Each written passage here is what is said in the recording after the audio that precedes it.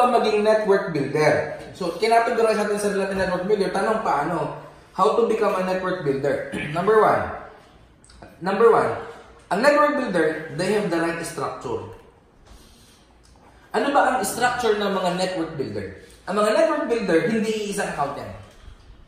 Kapag isang account na network builder yan, hindi network builder yan. User lang yan. Anong category ng network builder? Minimum. 7 accounts. Normally, katulad namin, Fiddle Blast na namin, ako 15 accounts. Si Upline Jake, 15 accounts din. Si Meloy, ongoing yan, 15 accounts din. Minimum dapat 7 accounts ka. Kasi ang katotohanan, kahit anong sipag mo at naka-isang account ka lang, mahihirapan ka magka-resulta. I've been there. Kasi marami na akong mga downline na ganyan na nahihirapan kasi isang account lang.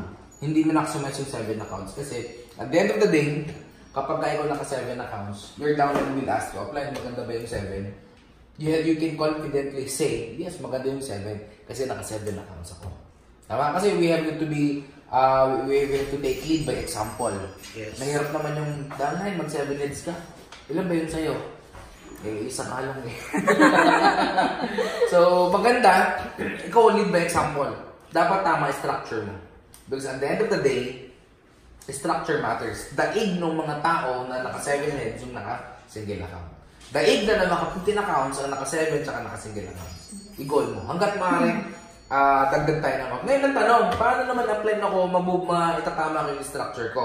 Example, isang account lang yung budget mo, wala ka talaga pera. May mga ganun tao. Isang account na nga lang pinangutang pa sa Bombay. Kaya totoo yun, ang taong gipit sa Bombay, kumakapit. Yeah? Okay lang mangutang. Provided sa negosyo mo gagamitin. Sabi mo nga, yung iba nangangutang pambili lang ng cellphone na kung ano-ano. Pero dito, sabi nga, okay lang mangutang basta sa negosyo mo gagamitin. Ngayon, nangutang ka, 6,980. Paano mo dadagdagan yan? At paano ka makapag-7 accounts? Number 1, ang gagawin mo, pag isang account ka lang, or wala ka pang budget, pag-aralan yung produkto, at magbenta ka ng produkto. Pag-aralan at magbenta ka ng produkto. Yung isang account mo, siguro gamit ka ng ilan dyan na ibang products, the rest benta mo. Pag nabenta mo yon, yung napagbentahan, huwag muna ipanja-Jollibee. Huwag muna ipagbamakdo. Yung iba kasi, kumita lang ng konti, dating turo-turo, nagmakdo na agad. Kaya hindi ba asenso? So, kailangan, ipon muna. Bakit? Para second account mo yun. Tama? Now, you've got your second account mo. Diba? Nung nasa second account ka na, yung produkto mo, abay, pag nabenta mo, huwag ka muna mag-chopping, di ba? Ipunin mo ulit. Bakit? Pag nabenta mo yun, additional, third account mo na. 3 accounts mo na, kompleto mo na. Ngayon, pag nakompleto mo na yung 3 accounts mo, ayan, pwede ka na mag-recruit. Bakit? Kasi pwede ka na maglagay dito sa left and right ng 3 accounts, si A, at saka si B. Yes, pwede ka na mag-recruit. Magpipiring yan, ipon muna. Yung produkto nito, third account, benta. Pag nabenta, additional, fourth account, pwede ka na maglagay ulit ng tao sa C at saka si D. Pero yung mga magpipay, huwag mong pipigilan.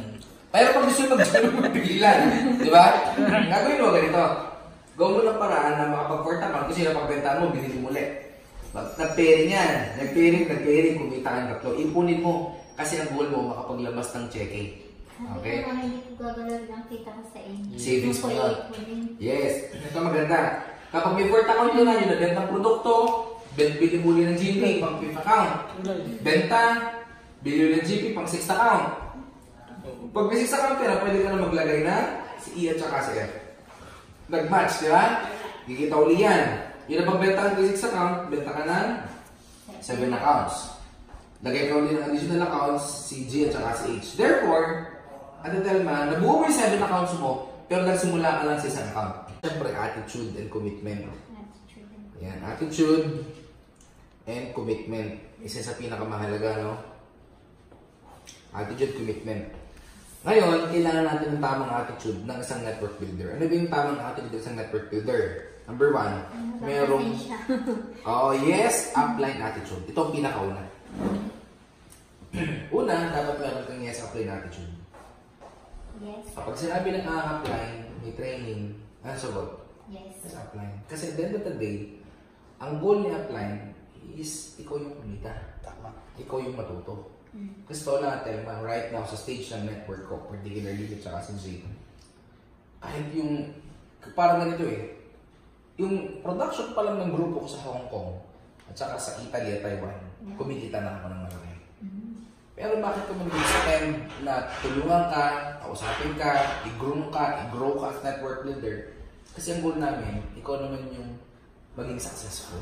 Para tulungan ka namin. Okay? So ngayon, ika nga ang unang goal namin is downline muna. Kaya, dapat ang response lagi ng downline kay upline pag may training, sagot. Yes, upline. Kasi, hindi naman to para sa amin, kundi para sa inyo. Ito yung unang tamang attitude. In terms of commitment, may 3 levels of commitment. Commitment, number 1, may tinatawag na trico-commitment. Anong trico-commitment? Ito yung tipo na pag may-invite ka sa birthday yan, mahal punta ka sa birthday. Ano sagot sa'yo? Try ko. 10% lang yung chance na pupunta yun. Malamang-lamang hindi pupunta. Same thing sa negosyo. In-invite mo, bro, attend ka ng best presentation. Ano sagot sa'yo? Try ko. Diba? Yan, ako, malabo-labo yan. Unahan ko na, 10% lang yung chance na pupunta. Yun yung first level of commitment. Same thing. It's downline. May downline ako. Downline, attend ka ng training. Ano sagot? Upline. Try ko. Naku po, sigurado, 10%. Hindi dadating. Hindi pupunta yun talaga, 10% lang yung chance. Second level of commitment. May tinatawag tayo na, I will do my best commitment. Yes. Oh, wow. Ako yan. Maganda. Sigurado ka, ikaw to? Yes! Nakasunod ba yun eh? Kasi ang best commitment, 50-50 pa yan. Paano 50-50? Ang sabi ni James Ingram, kailan si James Ingram? Yes, I did my best. Yes. But what if Just my once. best? Just once! Ganda! Hindi nga, I did my best. But what if my best doesn't good enough? Oo. Parang ganito. Ang goal mo is ito. Kasi yung best mo, ito lang. Ay, hindi mo nakuha. Minsan kasi yung best natin hindi lumalabas kasi akala natin yun yung best natin. So, yung best commitment, okay yan, maganda pakinggan, pero alanganin, tangilin pa yan. Ano yung perfect level of commitment? Second level, ang perfect level of commitment. Yung tinatawag na whatever it takes commitment. Ano yung whatever it takes commitment? Whatever it takes. Diba? Ang whatever it takes commitment at Telma, ang tawag din is PKP. Ano yung PKP? Patay kung patay commitment. Tama. Ano yung patay kung patay? Applying. Kahit ka bumagyo, kahit ka umulan, kahit anong mangyari, darating ako para sa mga pangarap. Yeah! Yun yung perfect level of commitment. Ang tawag dyan, patay kung patay. Ay, ito pala yung kanina. Di ba? Sabi ko sa'yo, diba? Kahit anong mangyari, applying, committed ako sa pangarap ko. Patay kung patay. Ngayon, in terms of commitment kasi, Telma, bakit mahalaga to? Kasi pag ito ang commitment natin, ibang klase lumalabas sa atin. Bakit patay kung patay? Kapag buhay na kataya, Yes. people act different way when life is at stake. Sa Tagalog, ibang lumalabas sa tao. Pag buhay na Kapag nakataya. buhay yung nakataya. Parang ganito. Lalabas lahat. Oo, parang ganito, Telma. Nakakita ka na ba ng pilay? Nakatungkod? Tapos biglang hinapon ng aso? Nakatakbo. Nakatakbo hindi. Pero, akayin ka tayo naman, di ba? Pero hinapon ng aso eh. Bakit? Buhay Nakataya. O, hindi lang yan. Nakita ka ng tao na nasunugan. Nasunog, di ba? Nagbuhat yun. Mag-isa lang. Bagong rep. Nabuhat hindi. Nagbuhat. Ang tawag doon, adrenaline rush button. Kasi Yes. kapag nape-press yung adrenaline rush button natin, lumalabas Malakas. yung kakaibang energy na hindi mo alam kung Power saan na nanggaling. power yan, ah. Power na power talaga. Hindi lang yan. Tanong ko sa'yo, sino ba yung mas mabilis tumakbo? Yung taong nangahabol ng taga o yung hinahabol ng taga? Di ba? Bakit? Pag inabutan sa ano? Patay. Ibig sabihin, iba pala talaga gumalapag. Buhay yan kataya. Yun yung pala ako dyan. Parang ganito, Telma. May kwento ako eh. Meron isang kwento ng fox. Fox yung lobo. At saka group of fox at saka rabbit. Itong lobo, okay? Itong isang lobo, sabi sa kabarkada niya mga lobo, Brad, kita mo yung rabbit na yon? Ahabulin ko yan, sabi niya. Kakainin ko pananghalian. Siyempre, medyo Sabi ng mga barkada niya, o sige nga, habulin mo. Ano ba hinabol yung rabbit? Nakailang oras, ikot ng ikot, hindi naabutan yung rabbit. O, pagod na, sumuko na. Sabi nung Brad, hindi ko naabutan, sabi niya. Sabi nung kabarkada niya, wala, yabang mo kasi, sabi niya. Kala ko abutan mo, hindi ko pala naabutan eh. Sabi nung nanghabol, sabi niya, hindi niyo naintindihan, Brad. Alam niyo kung bakit hindi ko naabutan? Kasi yung rabbit na yun, hindi ko naabutan. Because ako, I was running for my lunch. That rabbit was running for his life. Hinahabol ko yun, pananghalian ko. Pero siya, tumatakbo. Tumatakbo ako para pananghalian lang. Pero siya, tumatakbo para sa buhay niya. Pag naabutan, paktay na. Ano? In terms of commitment, saan mo ilalagay ang buhay mo? Ang sitwasyon mo? Doon ka ba sa fox o doon sa rabbit? Rabbit. Kasi pag doon ka sa rabbit, ibig sabihin, kahit ano mangyari, gagawin mo. Patay kong patay, di ba? Kahit na magasgas yung pa ako, para lang hindi ako maabutan kasi buhay na kataya. Tanong, Telma, bakit marami yung mayaman sa global? Kasi yung mga distributor dito, buhay na kataya nila dito. Ako, nag-resign ako sa bangko, nag-resign from my work sa Philippine National Bank as a marketing officer. In fact, the company has been offering me for a very good portion outside the country, sa PNB Australia. Pero, itanilikuran ko yun. Nag-resign ako from my work, lahat ng tao nakatingin sa akin. Yung mga katrabaho ko, sabi sa akin, ang imot mo naman, Jax. Ba't kailangan nang makapasok sa bangko? Mag-resign ka. Because of yung global. Sabi ng nanay ko, iho, may tama ka. Pero sabi ko, alam mo yun, dahil kinaya ko yung trabaho ko, yung profession ko, sabi ko, hindi pwedeng hindi ko gagalingan. What happened? After 6 months, I resigned from my work. Another 6 months, I bought my brand new car. Another 6 months, I've been part of the Millionaires Club of the company. Another 6 months, I've been a global ambassador. Nag-travel ako ng Hong Kong, ng Thailand, ng Dubai, ng Taiwan, lahat yun because of Fame Global. Nakabili ako ng property. We've got our dream wedding. Kasi yung wife ko, ang budget namin, yung nagpakasal kami last year, 2017, no? Last year, ang naging budget namin sa wedding namin, so 1.1 million pesos. Paano mababudgetan ng isang ordinary empleyado ang ganong kasal? Yun ang sinasabi ko, that because of Fame Global, buhay na kataya, ang kapalit buhay din. In terms of taya, Telma, in terms of commitment, ang Tagalog sa commitment kasi taya. Iba gumalaw pag maliit yung taya. Kasi yung tinaya ko dito, hindi lang isang account. 15 accounts. Hindi lang sa akin. Pati sa kanya, pati sa kanya. Buong pamilya namin, tag-bibib din kami. Bukod kay Menu, 7 accounts. Dahil ganun kalaki tinaya ko. Paano ko gumalaw? Kapal talaga. Kaya yung iba, hindi gumagalaw kasi yung taya, isang account lang. Nilibre pa nung upline, hindi na binayaran. Di ba? Ano may mga ganun? Bakit hindi gumagalaw? Kasi nandilibre lang. That's the reason why may mga downline ako, may mga prospect ako, Jobs, ikaw muna magbayad. Hindi ko pinabayad. Bakit? Iba gumalaw pag ikaw yung may taya. Kaya next time, Telma, pag may encounter ka, Telma, kung maganda, remember mo muna ako. Di ba? May mga ganun eh. Pagka ganun kasi, iba yung galaw pag sila mismo gumawa ng paraan. Now you understand. Yes. Diba? Ang gagawin, Utang ko yun, nagalaw sure na kaya. Yun ang pinakamaganda. So, basta, Kaya sa kanya, kikita ka naman sa... Of skills na kailangan sila tuloy. Number 1, dapat marunong kang mag one-on-one OPP. Ito, hindi pala, sorry. Una, prospecting muna. Prospecting. At Telma, maglista ka ng prospect. Ilista mo lahat ng prospect mo.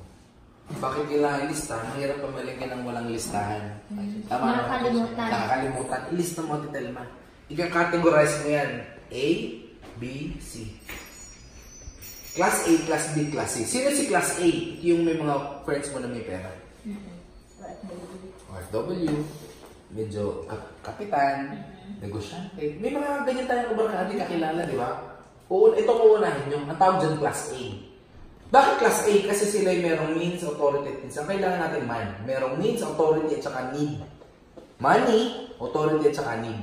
So unahin yung, pag sinamahan ka niya Appline J, inikutan niyo yung mga prospect nyo, dapat unahin yung mga Class A. Kasi at the end of the day, kahit na gaano ka kagaling magpaliwanag kung walang pera yung kausap mo, hindi agad mag-remember on the spot yan. Di ba? Kahit nalabas na yung litit mo dito, kahit butas na yung papel ka, paliwanag, hindi mag-remember yan pagka walang budget yan. So ngayon, pangalawa, may tinatawag tayo na Class B. Sino si Class B? Ito yung hindi mo pwedeng biglain mag-join, pero kaya niyang gawa ng paraan. Okay? Meron ganyan.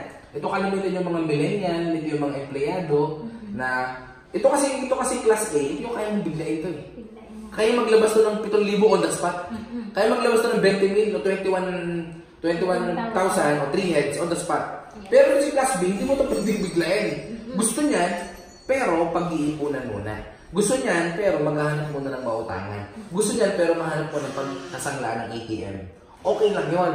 Bakit? Kasi kalimitan, since ito yung mga ginawa ng paraan, naging quality pa din itong mga to. Ito yung mga class B. Unahin nyo si class A, sunod si class B. Sunod si class C. Ito yung mga walang kwenta. Ito yung mga tambay. Ito yung mga PG. Ito yung mga, tag dito, alam mo yung ano, alam mo yung PAL, yung natrabaho sa PAL, lamunin. Yeah. Yung mga paglamunin sa bahay. Bakit prospect mo pa din yan? Kasi baka may kaibigang class B at saka class C yan, no? Di ba? Naging daan pa siya para makilala mo itong mga to. So, huwag mo nga rin, pero least priority mo yan. Ang priority mo, si class A at saka si class B. Maliwanag.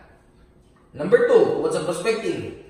Number 2 skills, alam mo yung tinatawag na dapat ay invitation. Anyway, nga pala, sa prospecting, may dalawang uri ng prospect. Number 1, yung tinatawag na warm market at saka cold market. Sino si warm market? Ito yung kakilala mo. Kaibigan ka, magana, text mo ka, tongits ka, mukha ka, amoy lahat ng kakil. Huwag na yung kambing. Ang tawag dyan warm. Kakilala mo. Sabihin, ang dali mong i-approach. Okay? Sino si cold market? Ito yung hindi mo kakilala. Prospect din pala yun? Yes. In fact, alam mo, majority ng mga leader ko ngayon, majority hindi ko kakilala. Okay? Sino yung mga na-i-invite ko na ano? Hindi mo din kakilala. Parang sa Facebook chat. Yun, sa Facebook mo lang. Ang tawag ng cold market. Okay. Mauubos kasi yung kakilala mo. Pero hindi mo kakilala, hindi mo uubos yun. Naniniwala ka ba doon? Parang mas madali nga invite si Cold. Oo, di ba? Kasi nga cold market na ka, pare, ano na naman yan naman, di ba? Ano na makakit mo na yan, mag-isam ka naman, di ba? Ganun yun eh. So, ang cold market, paano mo kakusapin? Si cold. Ang goal mo sa prospecting is malaman yung need. Ano kailangan mo malaman? Need. Yan. In preparation niya sa kung paano siya invite. Ang invitation mo ay nakadepende kung ano ang pangangailangan ng prospect mo. Maliwanag? Kasi mahirap mag-alok, mahirap ka mag-invite kung hindi mo alam yung pangangailangan. Ano ba yung programa na in-offer ni Global? Tandaan, may tinatawag tayong health program, pangalawa, educational program, at saka livelihood or business program. Ayan. Tatlong ino-offer ni Global na programa na pwedeng mag-fall down dun sa need ng kaibigan mo. Example, sa isang mall, napunta ka ng New City, napunta ka ng SM Batangas, so walang kaano-ano yung bigla mong nakilakita yung long lost friend mo. Di ba yung ganon? Uy, pare! Kamusta ka na? Di ba? Kamustahan? Anong goal mo? Malaman yung need. Kwentuhan kayo. Kwentuhan. Maalis ka ngayon. Sabi niya, ako maalis sa Hong Kong ako. Nag-domestic. Ako din, sa Africa naman ako. Talaga. Kamusta naman si kumpare? Ayun, kaya ako napauwi. Medyo nagkaroon ng sakit. Paano? Meron siyang diabetes. Ting! Anong need niya? Prada. 24/7, di ba? Prada. Ganun ba? Oo naman. Sasabihin mo lang, yes. Diba? Ako ito madali. Ikaw po sa ilan anak mo? 3 naman. Ano sila? Pasok pa sila? Yung 2 napasok, yung isa napatigil kasi nag-goal mo sa budget pang-paaral. Ano kailangan niya? Scholarship. Ay, ano plano mo ngayon? Babalik ka ba sa Hong Kong? Yun naman, hindi na ako babalik. Ang hirap malayo sa pamilya. Hirap na papabayaan din yung mga anak ko. Dito na lang ako siguro. Mag-aaral na lang ako ng pwede kong mapagkakitaan. Ting! Ano offer mo? Livelihood o business. Yes. Ibig sabihin, alam mo na yung need niya.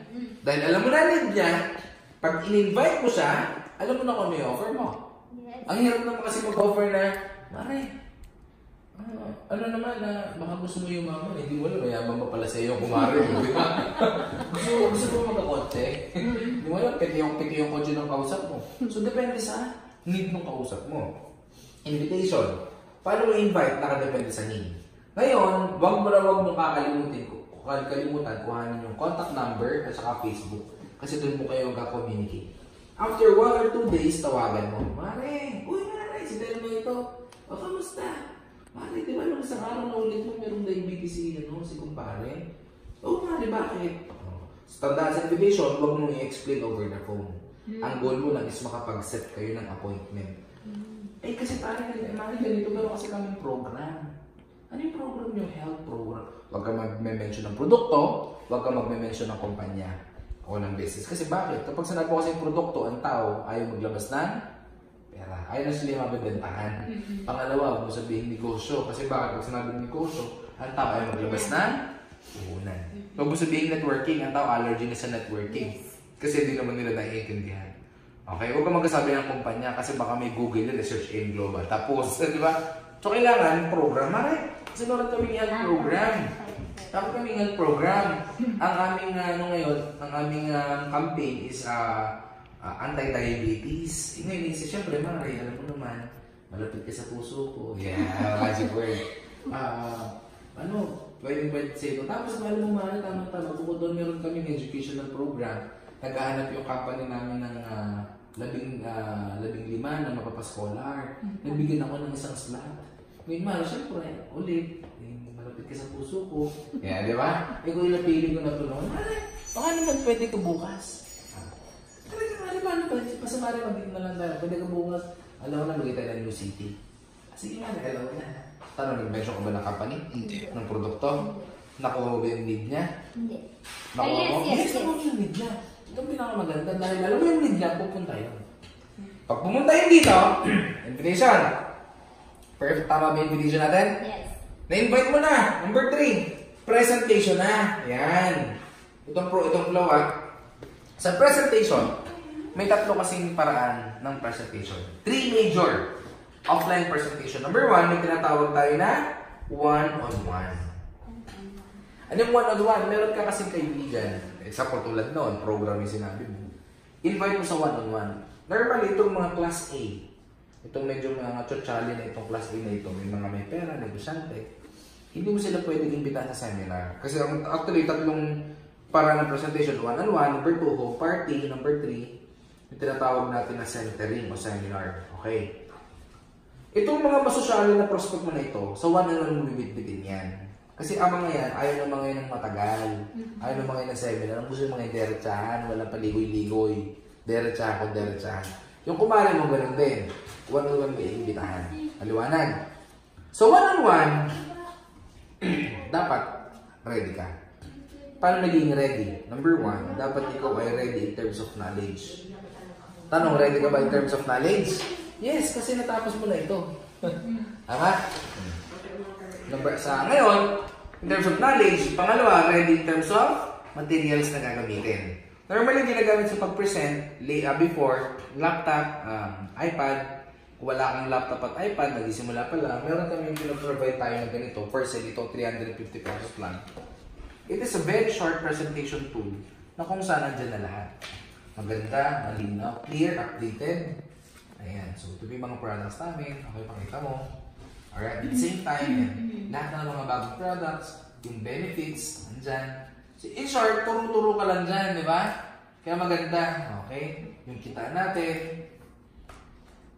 Ayan, okay? Tapos, ang pinakamaganda dyan, ayan, papakita mo pa yung mga guwapo mong mga uplines. Yes. Di ba? Yung mga, alam mo, grabe, apply niya ng guwapo din sa personal. My God, dalawang sakin nga, social. Let's apply jobs ka mo. Ito si Joey Montes, grabe, former barker lang yan, taga-taon lang ng G. Joseph Lim, yung top pa namin. Okay? John B, undergraduate lang yan, pero grabe sa kanya. Ito pa lang, worth 8 million. ODR. Tanya to, nurse ko yan.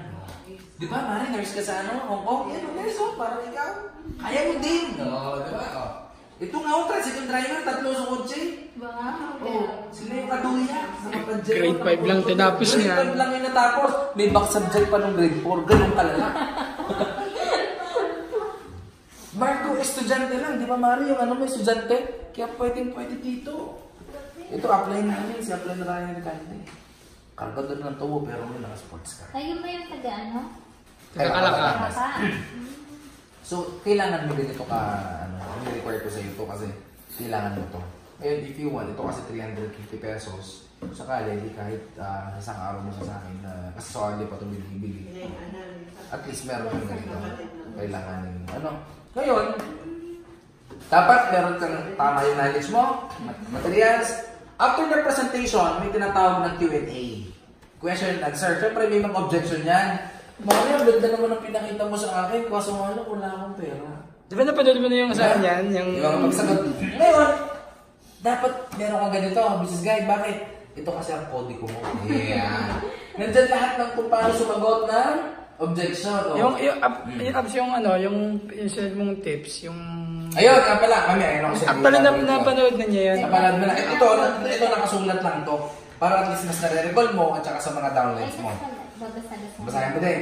Sabi sa'yo ng kumari mo, Mare, sige, nasabihin ko muna sa asawa ko. Paano ba ito objection? Ito response. It's good to consult, Mare, your spouse. Pero hindi ma-invite, makausap. Kasi normally, Telma, kapag nire-recruit mo yung mga taga-inyo, kamag-anak mo, hindi sila naniniwala. Alam mo kung bakit? Ang tawag doon too much familiarity. Masyado silang pamilyar sa'yo. Sabi nga, walang propetang tinangkil sa sariling bayan. Kasi too much familiar eh. Parang ganito, ako si Telma, maniniwala ka ngayon niya, dami nga niyang utang. Pagka ganun, ano ka na agad? Okay lang, kilala ka na. Pero, ano gagawin mo doon? Mag-organize ka lang ng home party. Normally, 8 to 10 people sa bahay ninyo. Si Upline Jig, kami na Upline Jig, pupunta kami para mag-present. Pero bago ka mag-home party, dapat nakapag one-on-one muna kayo madami. Ang home party, pangalawa lang to, second priority lang to. Ngayon, 8 to 10, pupunta kami. 8 to 10 people, mag-organize ka, pupunta kami. Ang kailangan dito, is meron kang tarpaulin. Siyempre, parang ganyan, para magpaliwanag. Pangalawa, whiteboard, may dala na kami nun. Tsaka marker. At attendance ng mga pupunta. Okay. Para madali ka maka-invite sa home party, mag-prepare ka ng konting merienda. Hindi kailangan malit yung baboy at saka spaghetti. Kasi sinabi mo, may utang dito, punta kayo. Ayun. Tapos, may card dito. Yung card. May utangan. Baka si mangutang ka. Kaya medyo paktay tayo. Dito may merienda. Interesado na. Mare, may merienda. Ay, sorry po. At least si tawag dito. Pupunta sila dahil may Ay, sa merienda. bahay may meriendahan. Ayun. One solid, one liquid. Okay na yung tinapay. Yellow. Yung tubig tsaka yellow pwede natin. Tinapay, kape okay na yan. Mas konting pansit, kahit walang kulay. Pwede kape natin para matikman nila. Okay ba yan? Anong kape to? Ayun. Okay na. So home party, centering. Yung mga i-invite mo sa center, yung mga na-home party mo at saka na-one-on-one mo. Normally kasi pag nag-invite ka sa center agad at hindi masyadong open, yung isip nila, nabiglang, 1 million! 1 million pa lang May mga ganun tayo eh. Ang mahal mo ulan dito, 1 million! So kailangan yung iyan ito, bukas na isip. Bukas na yung isip, na one-on-one mo na home party na.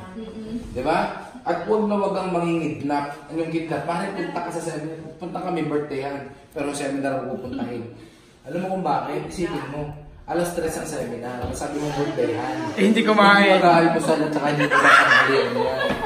Pagdating to seminar, sasabi ng speaker, good morning, power! Power!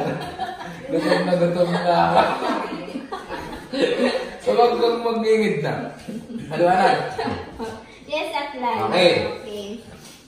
Prospecting, inviting presentation. Number 4, yung tinatawag na follow-up. I-follow up po sila every, after 24 hours hanggang 48 hours. Huwag naman yung kakalis pala i-follow up mo agad. Kausap lang kayo, umalis na. Tawagan mo, Mari, kamusta? Maganda ba yung pinakita ko sa'yo? Kakatapos sila mag-usap eh. So, pawin mo muna sa kanila ba? After 24 hours, 48 hours. Negative na ito. Oo. Maganda mo na 48 hours, invite mo yun sa office, magpapunta kayo na NDO. Hindi ka pa marunong, papatulong ba kay? Apply. Okay. So, basta, ang tao kasi, so excited kapag nahaluan siya ng mga negative. Kahit hindi pa member, papuntahin mo lang lagi dito. Papuntahin mo lagi. Yung sinend ko sa'yo na video, yung tips kung how to start, mga top reason, kung paano sagutin ang objection, andun naman lahat eh. Ito nakasulat lang. Yes. Okay? So ngayon, follow up. So ngayon, Telma, this is the 3 major things that a network builder kailangan meron sila. Ang mga structure, right attitude and commitment, and of course, yung tinatawag na Skills. skills. Kasi, hindi pwedeng maging successful ang isang tao ng ganun-ganun na lang. If you want success, you must be willing to work hard for Yes, it. yes. Okay? So, maganda, Telma ngayon, nandun yung willingness mo na matuto, nandun yung willingness mo na mag-grow. And I'm sure, 100%, gawin mo to ng tuloy-tuloy lang. Yes. 1 year to 2 hindi years na- from now. Hindi na just ons. Nandito na ako sa whatever it takes. Whatever it takes, ha? Yes. Hindi pwedeng 50-50, ha? Yes. Okay. Ngayon, Telma, ito. Gusto mo nito? Ano ko sa'yo, pagka bumili ka na lang bukas sa package, hindi... Or by Sunday. Or Sunday, Monday. pwede. Sa akin na lang bigay payment ito, 2350. Ano? Para meron kang clear book Sa presentation. Sunday. Meron kang ganito. Sa Sunday doon tayo mag-meet sa Lipa pag ano. Anong oras po tayo doon?